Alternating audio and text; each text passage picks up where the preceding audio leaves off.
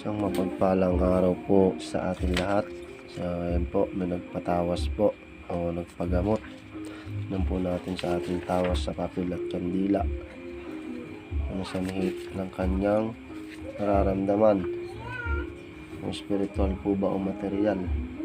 Mabali, ito po ay nagkaroon daw po siya ng manas.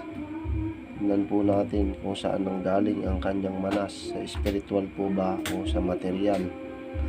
Hindi ho lahat ng may hulma ng muka o may parang nakadrawing sa tawas natin sa papel ay puro spiritual. Dapat alamin din po natin ang mga pandoktor na sakit, at hindi lahat ng sakit ay puro kulam at barang o puro spiritual. Ayan po. Kung mapapansin nyo po, ito po ang kanyang sakit. Yung sanhi po ng manas na kanyang nararamdaman ay galing po sa kanyang kidney.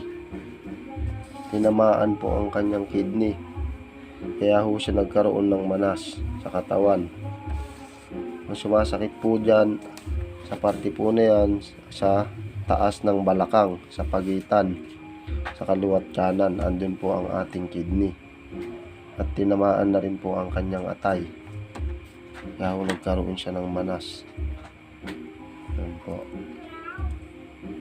Bali, pandoktor po ang kanyang sakit.